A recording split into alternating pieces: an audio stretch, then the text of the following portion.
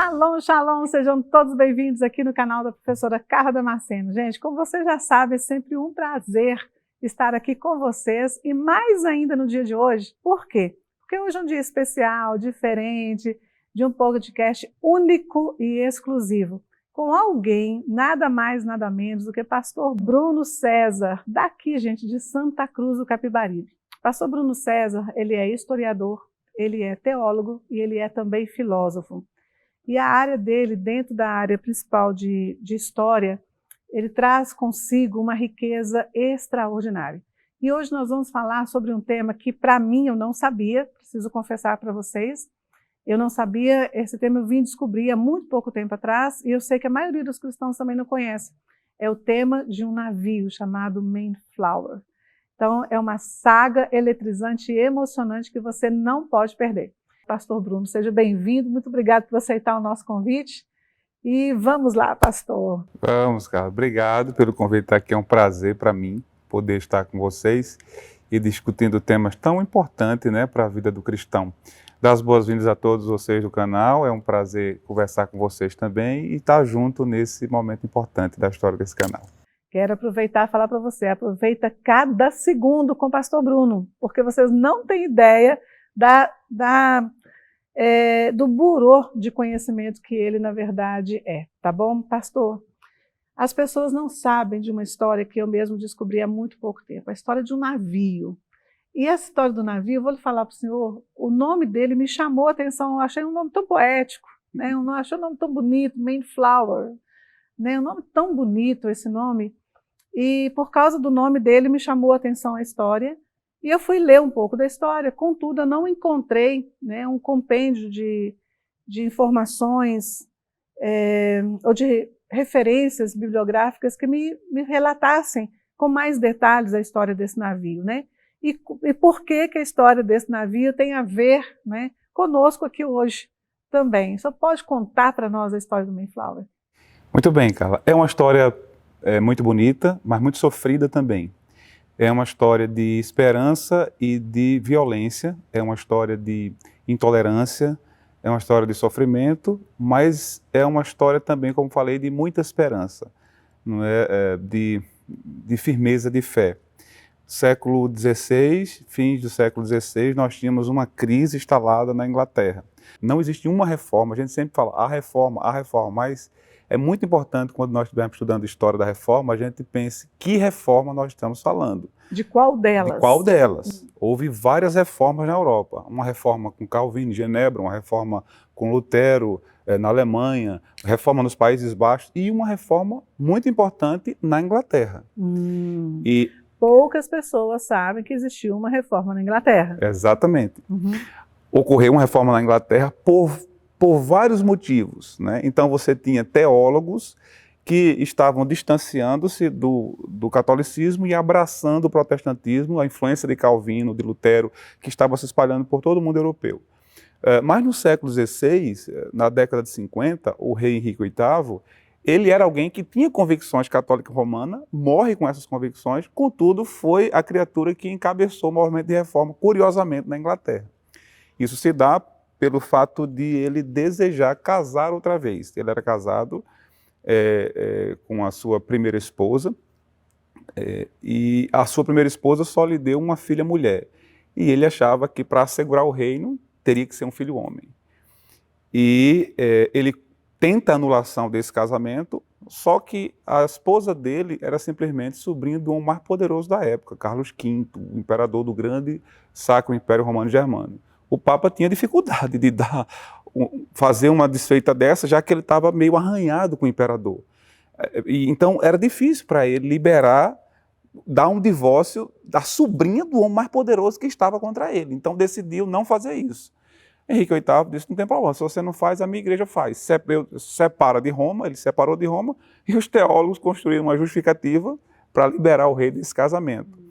E aí o rei casa de novo, a igreja se torna protestante na sua teologia, na sua doutrina, a igreja da Inglaterra, mas na liturgia ainda muito parecida com a igreja romana. Por isso que você tem a igreja anglicana, todas aquelas liturgias, as roupas, as vestes, muito parecidas com a igreja romana. Muito próximas, né? E esse foi o problema que vai levar esse navio. Por incrível que pareça, o problema maior que vai levar esse navio, aparentemente, são vestes.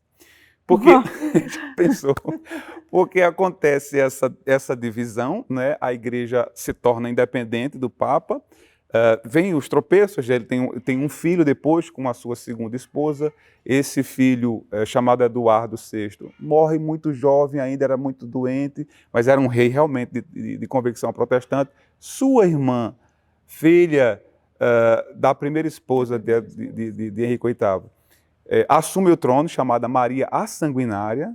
Ela tinha muita raiva de protestante, porque sua mãe foi rejeitada, porque era católica romana, e porque não conseguia dar um filho homem, só deu ela. Então, quando Maria a Sanguinária assume o trono da Inglaterra, sai perseguindo tudo quanto era pastor, destronando os pastores, demitindo pastores, perseguindo. É quando John Knox, da Escócia, tem que fugir da Escócia por causa da grande perseguição que veio sobre a igreja, mas ela só sobrevive 5 anos. Ela morre e a sua irmã, que é protestante, tem que ser protestante, porque é filha o Henrique VIII casou 5 vezes, né? Ele casou 5 vezes. É filha da segunda esposa dele e recebe apoio dos protestantes porque ela não era católica. Veja bem, Maria não podia ser protestante, porque os protestantes tinham rejeitado, e Isabel I só podia ser protestante porque os católicos rejeitaram.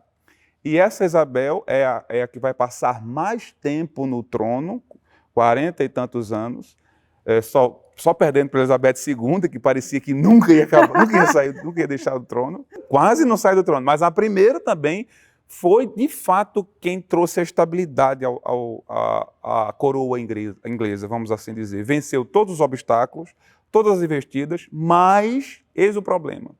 Ela baixa várias determinações sobre a igreja. Uma delas é que cada ministro da igreja deve usar as vestes clericais, né? A sobrepeliz, todos aqueles paramentos. Nesse período do século XVI, fim do século XVI, existe dentro da igreja da Inglaterra, que era uma só, a igreja anglicana, a igreja da Inglaterra, existe vários teólogos que começaram a ter desconforto com isso. Eles queriam uma igreja com um governo mais puro, com uma doutrina mais pura e com uma vida mais pura. Por isso passaram a ser chamados de puritanos. Daí que vem o termo puritanos. Os puritanos eram homens que produziam muito. Erravam também, porque eram pecadores. Cometeram vários erros nos Estados Unidos, e a gente pode ver isso depois. Mas, do ponto de vista da teologia, foi o período que a igreja mais produziu, vamos assim dizer. Produziu frutiferamente, muito, muito, muito. E esses puritanos tinham crise de consciência, eles não aceitavam usar aquele tipo de roupa, aquelas vestes. Não, a veste do ministro deve ser uma veste simples. Essa pompa pertence a Roma. Por causa da ideia da simplicidade. Exatamente. Né? Então eles entenderam que aquelas vestes não pertenciam a eles, porque eram pomposas demais. Exatamente. Certamente pertenciam então a outra, tinha uma outra identidade. Eles chamavam de tralhas do romanismo, né? Então não queriam saber daquilo. E a rainha disse, tem que usar. E eles disseram, não. Então começa a perseguição por causa das vestes.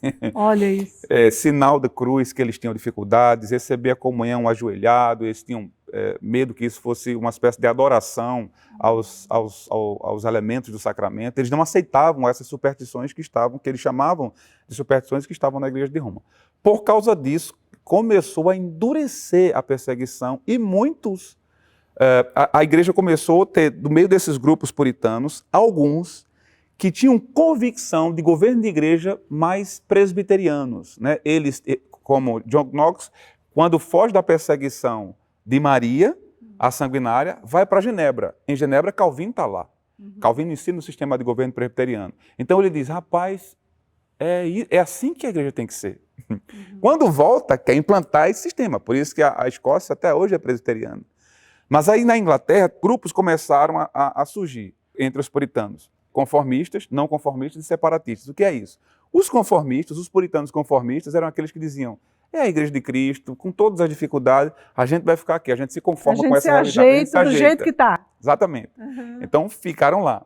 Os puritanos não conformistas eram os que diziam, veja bem, reconhecemos que é a Igreja de Cristo, mas nós não conseguimos nos conformar a isso.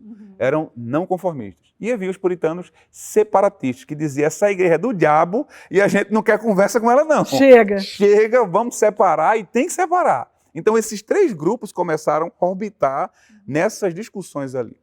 Dentro desse grupo não conformistas, havia um grupo de puritanos que criam mais que a igreja deveria ser governada com a política presbiteriana, só presbíteros governando sobre ela, e havia aqueles que entendiam que a igreja devia ser governada do sistema congregacional de governo. Daí os congregacionais, os batistas também, estão inclusos nesse contexto. A grosso modo, o governo presbiteriano é um governo que se dá por intermédio exclusivamente dos presbíteros. Os presbíteros da igreja governam sobre uma igreja e sobre um grupo de igrejas. Então, por exemplo, no sistema presbiteriano, você tem a estrutura da igreja formada da seguinte maneira. Você tem os presbitérios. Um presbitério é a reunião de um grupo de igrejas de um determinado lugar. O conselho da igreja são os presbíteros de uma igreja local. Esse é o conselho da igreja. O presbitério é formado por presbíteros de várias igrejas locais. Esse presbitério consegue exercer domínio sobre as igrejas. Depois você tem um sínodo, que é a reunião de vários presbitérios, governando sobre várias igrejas espalhadas por esses presbitérios, formam um sínodo. E depois você tem o concílio, o Supremo Concílio, que é a reunião de todos esses sínodos. Todas essas instâncias exercem autoridade sobre todas as igrejas presbiterianas.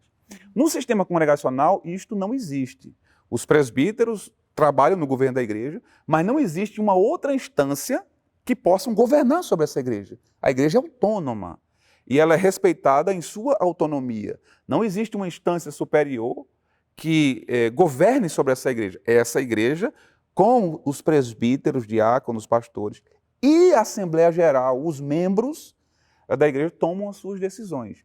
Então, a Assembleia Geral, por exemplo, tem poder para admitir e demitir um pastor, tem poder para admitir na membresia ou excluir da membresia alguém. Então, numa igreja congregacional, ninguém pode tirar uma pessoa da sua membresia ou acrescentar, a não ser a assembleia reunida. Em outras instâncias podem ser diferentes. Por exemplo, o sistema episcopal, o bispo ou o pastor que manda em todo mundo. Então, numa igreja cujo regime é episcopal, um líder manda em todos. E todos estão submetidos a ele. Numa igreja de regime congregacional, isso não existe, de uma pessoa mandar em todo mundo. Não é possível. O pastor ele está debaixo de uma supervisão. Por exemplo, eu sou pastor de uma igreja congregacional. O conselho dessa igreja é formado por 18 homens, presbíteros e diáconos. Eu estou submisso a todos eles, muito embora eu seja o pastor. E todos nós estamos submissos à Assembleia Geral, à reunião de todos os crentes, porque queremos que todos os crentes tenham unção do Espírito. E eles têm voz também nas decisões da igreja. Agora, uma igreja congregacional é governada pelo seu conselho, presbíteros, pastores, enfim. Mas esse governo não desconsidera o lugar dos membros, presta relatório a esses membros. Então, existem atos de governo que pertencem à Assembleia Geral e atos de governo que pertencem aos ofícios, pastores e presbíteros. Então, a grosso modo, uma igreja congregacional não tem uma interferência fora dela mesma. A igreja presbiteriana tem os presbitérios, os sínodos, os concílios, todos eles podem interferir em uma igreja local. Então, obrigado, pastor, pela explicação. E agora nós voltamos à história lá na Inglaterra, então, que tem o concílio lá dos presbitérios e o congregacional. E chegamos nesse ponto. Então, chegamos aqui, dentro desses puritanos não conformistas, de dentro deles saem presbiterianos e saem congregacionais. Nessa época, os batistas saem, mas desse grupo de puritanos separatistas. Não queriam conversa, inclusive tinha que rebatizar todo mundo. Então ali, porque isso é muito interessante. Desse primeiro grupo, então, também é de onde se origina os batistas. Pois bem, também. Parte dos historiadores ensinam exatamente isso. E existe um grupo de historiadores que dizem que os batistas remontam até João Batista. Não tem muita, evidência científica disso, do ponto de vista histórico. É mais provável que os batistas surjam exatamente nesse contexto da reforma. Os anabatistas, não é, que era uma tradição que tinha dificuldade em aceitar mais, era mais radical, vamos assim dizer, nesse sentido. Não aceitava de forma nenhuma essa aliança da igreja com o Estado, não aceitava de forma nenhuma essa ligação e queria, de fato, romper com aquilo, e rompeu em vários sentidos, inclusive o batismo, tinha que batizar todo mundo de novo, daí que surge um movimento anabatista, já estava na época de Lutero, os anabatistas já estavam ali. Enfim, mas na Inglaterra, o surgimento desses batistas se dá por meio desses puritanos separatistas. Dos puritanos separatistas. Da Inglaterra. Pronto. E os congregacionais e presbiterianos de puritanos não conformistas. Né? Então, quando a perseguição se intensifica, aí esses puritanos precisam fugir, porque eles perderam seus postos nas universidades, muitos deles eram reitores, eram catedráticos, e como eles se recusavam a essas benditas vestes e as práticas litúrgicas da igreja da Inglaterra, eles eram proibidos de pregar, porque naquela época você tinha que ter licença para pregar. Um pastor batista famosíssimo, John Bunyan, que escreveu o livro O Peregrino, ele é mais ou menos dessa época, do século XVII, e ele era um funileiro, um homem de um intelecto extraordinário. John Owen, que era um teólogo congregacional, que foi muito importante na Universidade de Cambridge, por exemplo, foi conselheiro do rei. Quando sabia que John Bunyan ia pregar, ele ia ouvir. Um dia o rei disse a ele: mas você é um homem letrado, você é um homem com vários títulos, você vai ouvir essa pessoa que não tem nenhum título. Aí ele disse: majestade, eu daria todos os meus títulos para poder pregar uma única vez como esse homem. Ele era um batista, John Bunyan. Era um consertador de panela, recebeu dons da parte do Senhor e escreveu O Peregrino, o livro mais lido no mundo depois da Bíblia, né? Que é esse livro. Ele passou 12 anos na cadeia porque pregou. Porque você tinha que ter uma licença para pregar. Ah, é? Você tinha que ser ordenado pela igreja para poder pregar. Você não podia pregar. Sair pregando não de podia. qualquer forma. Isso era crime na Inglaterra do século XVII. Você tinha que ter uma licença. E ele não tinha, primeiro porque ele não tinha entrado na universidade. E segundo porque ele não ia se submeter à ordenação no rito da igreja anglicana. Ele era um puritano. Ele era um puritano. Não aceitava aquilo. Logo a igreja proibia. Ele tinha 4 filhos, uma era cega. E tem uma cena curiosa que quando a esposa dele vai lá pedir ao juiz: libere meu marido, nós precisamos sustentar nossos filhos, temos 4 filhos, um é cego. Aí o juiz disse: olha, eu libero, se seu marido se comprometer e não pregar. Ele disse: se o senhor soltar ele de manhã, de tarde ele vai estar pregando. E ele passou 12 anos na cadeia por causa disso. Então, era uma época de muita perseguição. Por causa disso, esses puritanos começaram a fugir, porque perderam casa, perderam emprego, perderam suas cátedras na universidade, foram expulsos das igrejas, perderam seus postos de pastores. E se só fosse isso, tudo bem, porque eles podiam pregar na rua. Mas eles começaram a ser presos e mortos. Para você ter uma ideia, naquela época... Chegou a morrer, então. Sim. Então, por causa disso, eles começaram a migrar. E o primeiro país que eles migravam era a Holanda, porque a Holanda... ela tinha um histórico de tolerância religiosa. E eles começaram a ir para a Holanda no século XVI ainda, fim do século XVI, década de 80, 70, 80, vão para lá e começam a pastorear a igreja de refugiados ingleses lá. Lá na Holanda? Na Holanda. Aí, por volta do início do século XVII, por volta de 1610, 1611, 1620, eles decidem ir para um novo mundo, que eles vão chamar de Nova Inglaterra, que posteriormente seria os Estados Unidos, né? A ideia, eles se viam como peregrinos que vão conquistar a Terra Prometida. Então, a visão, é interessante você ler as narrativas deles, como eles se viam, toda a peregrinação do Êxodo, a travessia do deserto, e a posse da terra estavam na cabeça deles e eles se pensavam a si mesmos, como pessoas que iam à Terra Prometida e lá eles iam estabelecer o modo de vida bíblico, como eles criam. Quem? Os que estavam lá em Amsterdã, ou que foram refugiados em Amsterdã, ou os que ficaram na Inglaterra? Os que fugiram da perseguição. Os que fugiram, que já estavam alojados em Amsterdã. Exatamente. Então, eles começaram a alocar navios e era um sofrimento, porque centenas deles morreram por causa do frio. Ao chegarem lá, não tinha estrutura nenhuma. E é uma história muito bonita. O navio, por exemplo, chega com 102 almas lá. Já tem todo um percurso difícil durante o traslado, né? E ao chegarem lá, eles pegam uma temporada de frio absurdo. E muitos morrem, muitos morrem. Mas outros começam a chegar, e eles começam a estabelecer comunidades, Massachusetts, lá, a Virgínia, que era uma homenagem à rainha Elizabeth, que é Elizabeth I, né, conhecida como Rainha Virgem. Só um detalhe, quando esse navio sai, Mayflower exatamente, ele sai do porto da Inglaterra? Eles saem, uma parte vai da Inglaterra, mas eles encontram assim, em Amsterdã, eles saem de lá porque pegam muitos dali.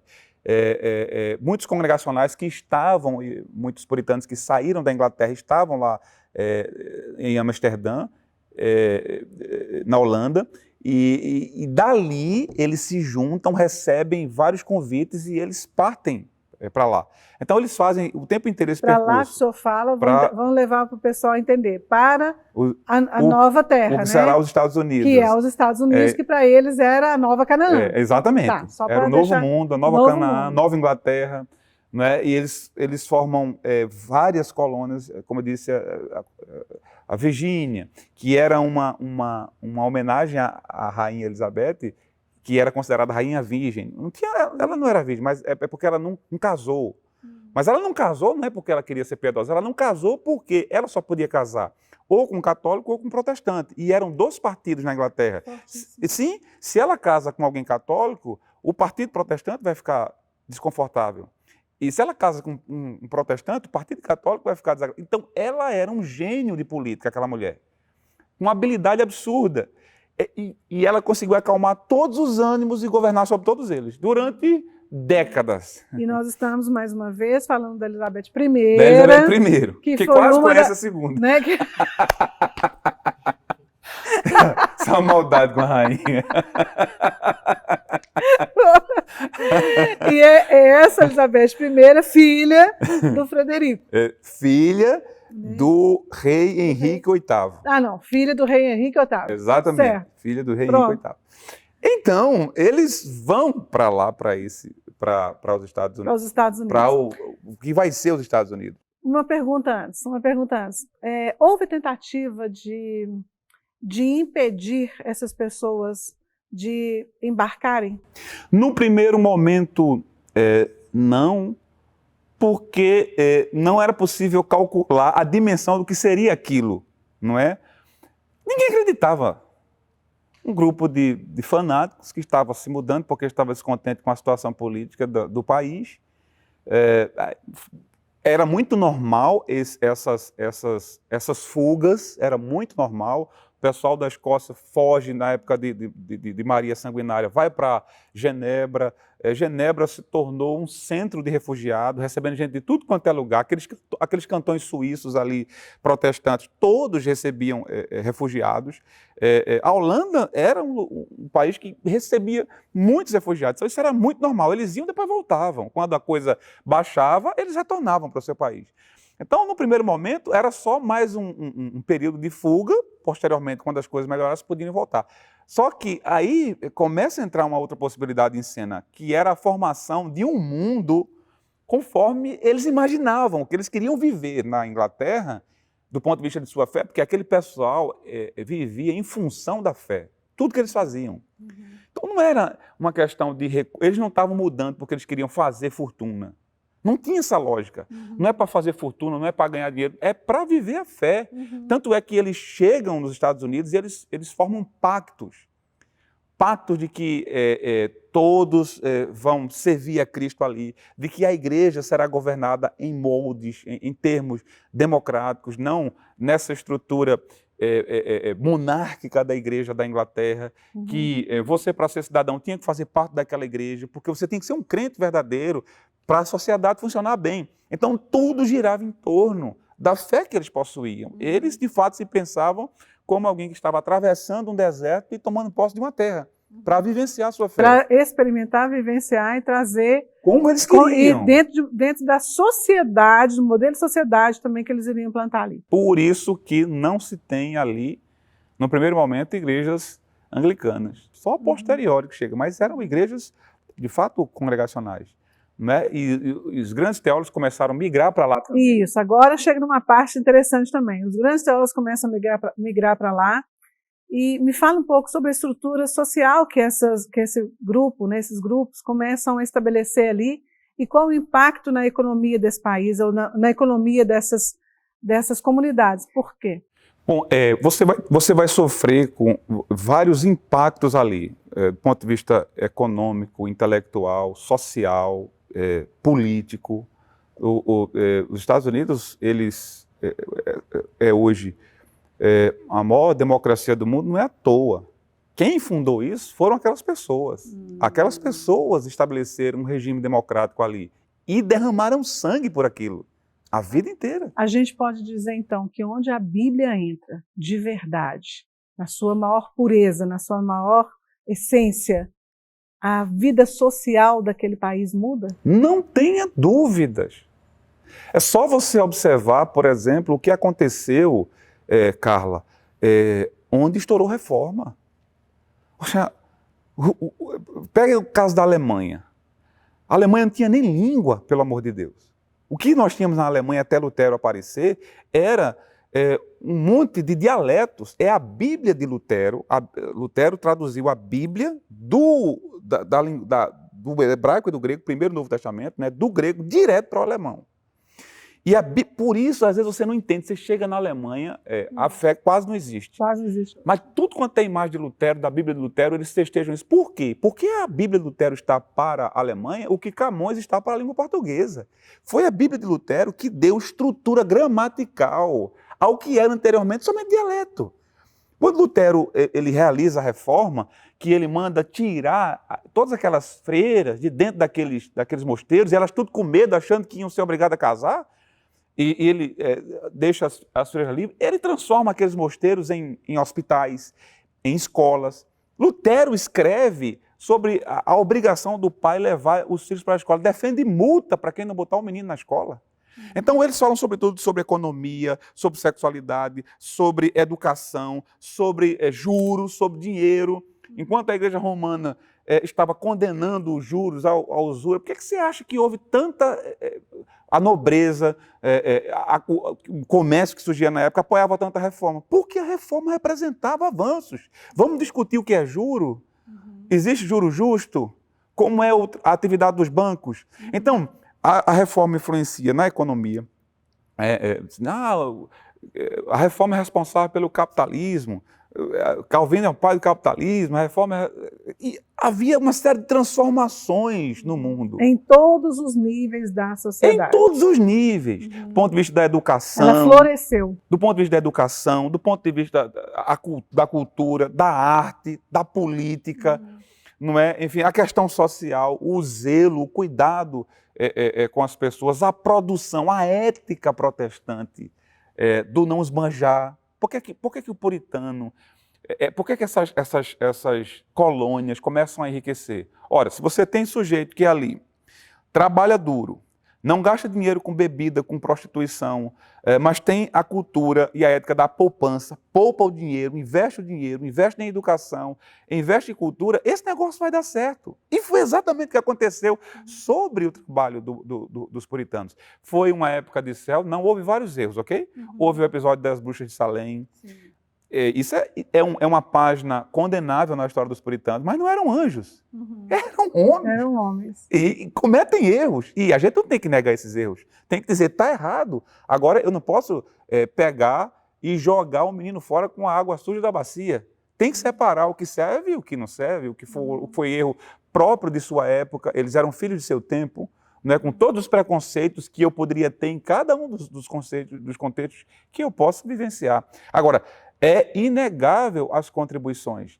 Esse pessoal pensava sobre tudo, pensava sobre botânica, Esse pessoal pensava sobre cultura, sobre arte, pensava sobre economia, como fazer avançar aquelas colônias, pensava na lógica do comércio, como não explorar, os juros que podia ser justo, o lucro justo ou não. Quer dizer, e a maior demonstração do potencial dessa mentalidade é o próprio país. Uhum. Que, curiosamente, insiste em negar suas origens. Exatamente. É absurdo uma coisa dessa, né? Hoje todo mundo ovaciona, e todo mundo que gosta de estudar tem... eu em Harvard. Uhum. Foi fundado por esse povo, que era uma escolinha na época para formar pastores, porque esses teólogos começaram a ir para lá. Então, vamos lá. Como foi a origem de Harvard? Começa o seguinte, esse pessoal começa a ir para lá e começa a pastorear essas igrejas. E eles começam a pensar, tudo bem, a gente está aqui, mas depois que a gente morrer vai ser como? Quem é que vai continuar pastoreando esse povo? Quem é que vai ensinar a Bíblia para esse povo? Nós precisamos de uma decisão, vamos montar uma escola aqui. Uhum. E o John Harvard, né, que era um dos puritanos lá, começam a dar a sua biblioteca, doa para ali, recebe uma homenagem e monta-se uma escola para formar pastores e esse negócio vai... Esses pastores eram gênios intelectuais. Os caras não discutiam só sobre teologia. Jonathan Edwards, por exemplo, que é um pastor congregacional do século XVII, século XVIII, na verdade, e que até hoje considerado o maior filósofo dos Estados Unidos, por exemplo, era um pastor protestante. Até hoje considerado o maior filósofo.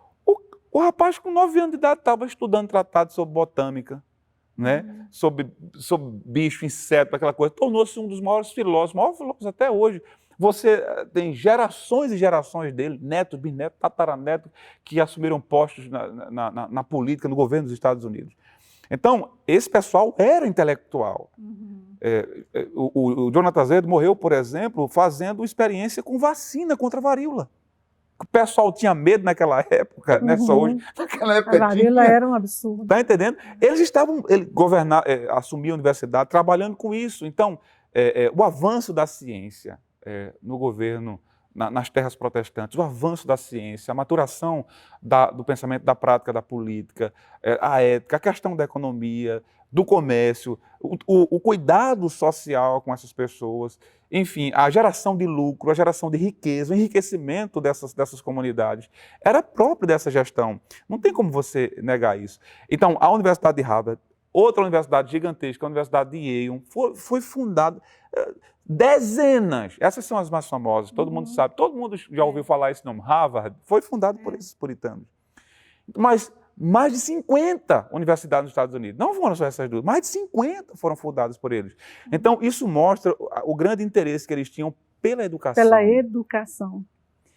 E se nós temos um país educado, nós temos um país de sucesso, né? E eu não estou querendo ser preconceituoso, né?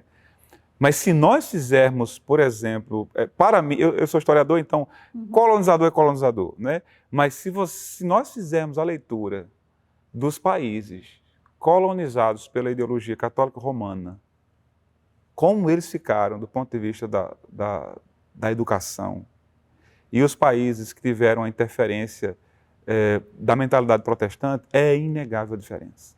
Aqui no Brasil, por exemplo, por que você acha que no século XIX você tem um fenômeno interessante? Você vai ler as páginas da história do Brasil, aí você encontra a elite brasileira, que em razão de sua fé é católica romana, mas que enviam seus filhos para escolas protestantes. Por quê?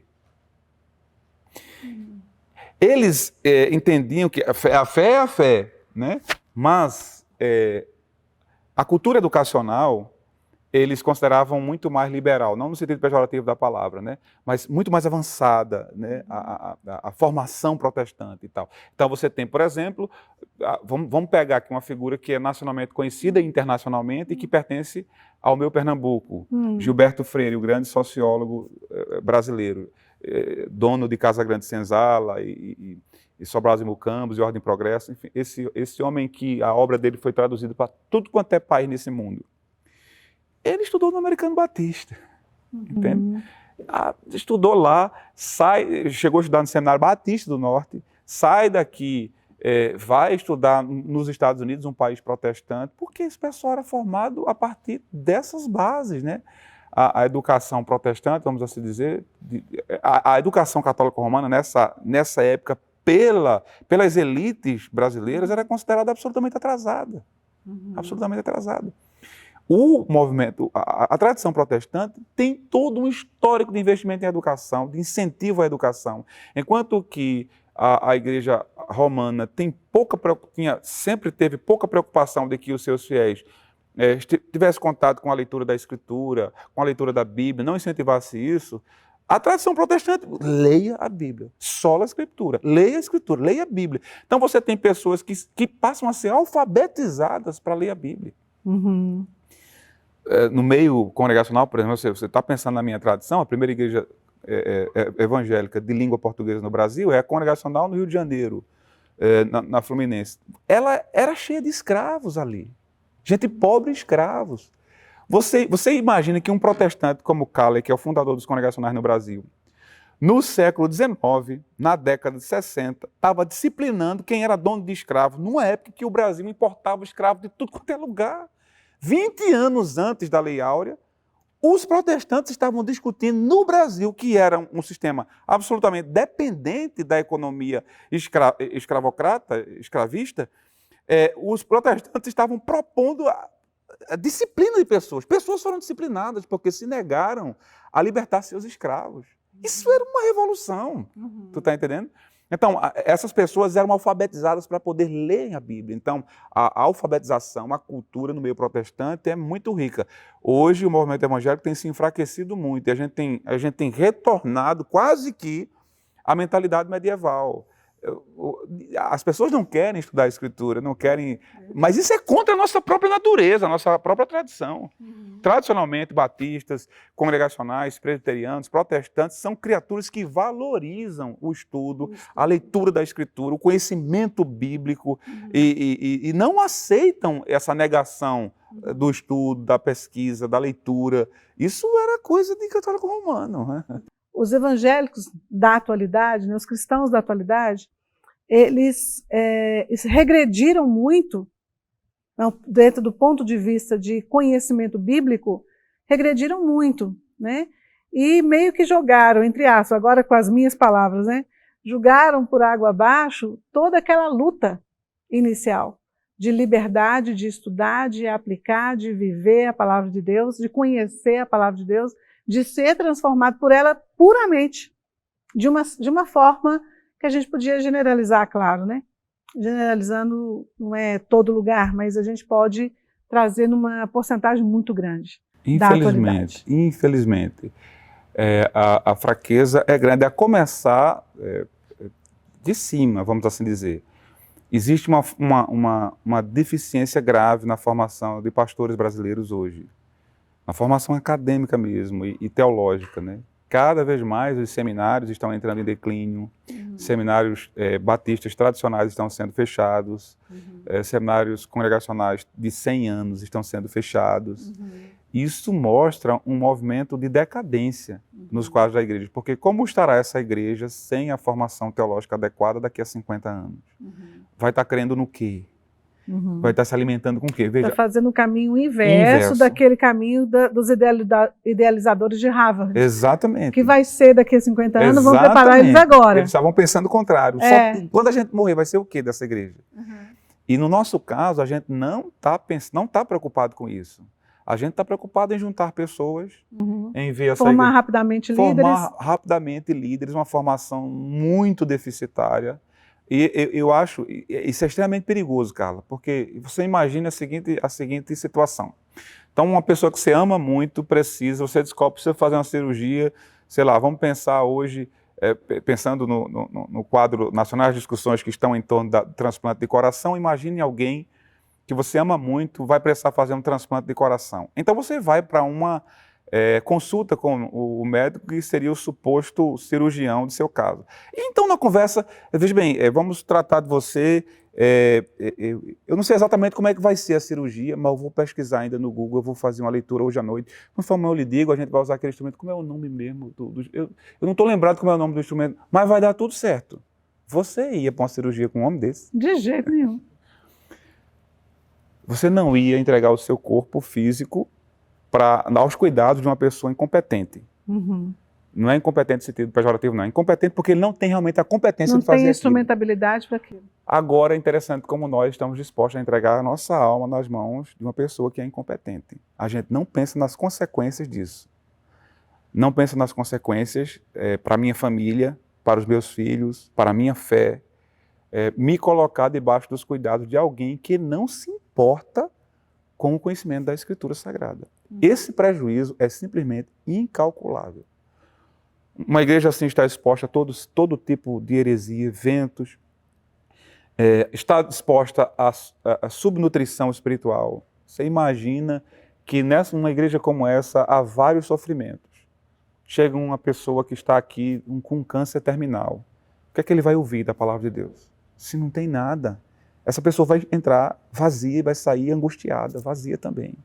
Então, os prejuízos de uma igreja sem preparo bíblico, teológico, são incalculáveis. E as pessoas às vezes não percebem isso e vão levando, e o futuro dessa igreja é de um comprometimento absurdo, doloroso. Eu espero em Deus que o Senhor desperte muitas igrejas históricas, né, despertem. Vamos pensar para os batistas, vamos lembrar de Charles Spurgeon, vamos lembrar do John Bunyan, como eu falei, de tantos outros ministros batistas que eram homens sérios, piedosos e cheios do Espírito Santo e da santa doutrina. Uhum. Dos congregacionais, dos presbiterianos, dos metodistas, os anglicanos, que também tiveram muitos homens piedosos e santos, como o bispo J.C. Halley, que foi uma influência absurda. Eu poderia citar vários outros que eram fiéis ao Senhor. Então, todas as tradições do protestantismo possuem representações de fidelidade e de firmeza doutrinária. Mas nós estamos numa era difícil, numa era que valoriza muito pouco a profundidade. Nós somos uma geração das redes sociais. É. Eu estava pregando no domingo passado dizendo que nessa geração você não precisa ser, você precisa apenas parecer que é. Parecer ser. Parecer ser, só. Uhum. Só que isso, para a apresentação, é bonito, é belo, é fabuloso, mas para o dia a dia, quando o sofrimento chega, entende? Quando o câncer bate na porta, isso não sustenta, não. Então vamos terminar. A conversa tá boa, né? Como diz, a gente fala lá em Minas, a prosa tá muito boa. Aqui é a mala. A mala tá boa. A prosa tá muito boa. Pastor, muito obrigado por ter aceitado o meu convite de tão bom grado, né? Com essa carinha sempre tão boa, tão alegre, tão feliz, né? E compartilhar com a gente toda a sua sabedoria. Que bom, cara. Te agradeço muito. Muito obrigado mesmo. Você sabe que eu te amo com todo o meu coração, que senhor e coisa Rita, boa. né? Uma hora vocês vão conhecer a esposa dele. Meu Deus, que mulher maravilhosa. Gente, é Rita, né? Obrigado, pastor. Deus Muito abençoe. bem. Foi viu? um prazer estar aqui com vocês, participando desse programa, né? Com todos aqueles que acompanham você, os seguidores aqui. Eu espero que esse canal seja muito usado por Deus, como tem sido, e permaneça sendo usado para glorificar o nome do Senhor e para espalhar o conhecimento bíblico e espalhar aquilo que pode fortalecer a nossa fé e nos livrar dos desvios, dos erros, daquilo que desonra o nome do Senhor. Deus abençoe vocês. Amém, amém. Queridos, tenho certeza que vocês, né, ganharam muito agora com todo o conhecimento de Pastor Bruno. E um abraço para todos vocês. Vejo vocês no próximo vídeo. Não se esqueçam de se inscrever aqui no nosso canal. Shalom, shalom. Deus te abençoe.